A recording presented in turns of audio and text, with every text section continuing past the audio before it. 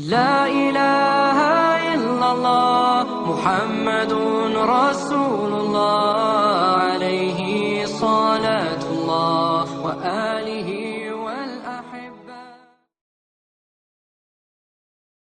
اعوذ باللہ من الشیطان الرجیم، بسم اللہ الرحمن الرحیم۔ ناظرین، آپ دیکھ رہے ہیں آئی ڈی ٹی وی اور میرا آج کا موضوع ہے تخت بلقیس کس طرح آیا۔ ملکہ سبا یعنی بلقیس کا تخت شاہی 80 گز لمبا اور 40 گز چوڑا تھا۔ یہ سونے، چاندی اور طرح طرح کے جواہرات اور موتیوں سے آراستہ تھا۔ جب حضرت سلیمان علیہ السلام نے بلقیس کے قاصد اور اس کے ہدایہ و تحائف کو ٹھکرا دیا اور اس کو یہ حکم نامہ بھیجا کہ وہ مسلمان ہو کر میرے دربار میں حاضر ہو جائے، تو آپ کے دل میں یہ خواہش پیدا ہوئی کہ بلقیس کے یہاں آنے سے پہلے ہی اس کا تخت میرے دربار میں آ جائے۔ چنانچہ آپ نے اپنے دربار میں درباریوں سے یہ فرمایا کہ سلیمان نے فرمایا، اے درباریوں، تم میں کون ہے کہ وہ اس کا تخت میرے پاس لے آئے قبل اس کے کہ وہ میرے حضور مطیع ہو کر حاضر ہو؟ ایک بڑا خبیث جن بولا، میں وہ تخت حضور میں حاضر کر دوں گا قبل اس کے کہ حضور اجلاس برخاست کریں، اور میں بے شک اس پر قوت والا امانت دار ہوں۔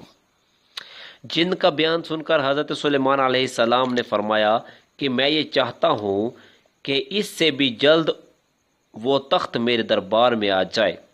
یہ سن کر آپ کے وزیر حضرت آصف بن برخیہ رضی اللہ تعالی عنہ، جو اس میں اعظم جانتے تھے، ایک با کرامت ولی تھے، انہوں نے حضرت سلیمان علیہ السلام سے عرض کیا، جیسا کہ قرآن مجید میں ہے، اس نے عرض کی جس کے پاس کتاب کا علم تھا کہ میں اسے حضور میں حاضر کر دوں گا ایک پل مارنے سے پہلے۔ چنانچہ حضرت آصف بن برخیہ نے روحانی قوت سے بلقیس کے تخت کو ملک سبا سے بیت المقدس تک حضرت سلیمان علیہ السلام کے محل میں کھینچ لیا، اور وہ تخت زمین کے نیچے نیچے چل کر لمحہ بر میں ایک دم حضرت سلیمان علیہ السلام کی کرسی کے قریب نمودار ہو گیا۔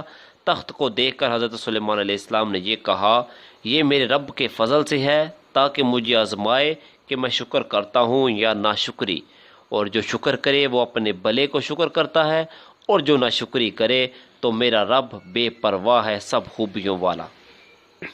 تو یہ تھا میرا موضوع، تخت بلقیس کس طرح دربار میں حاضر ہوا۔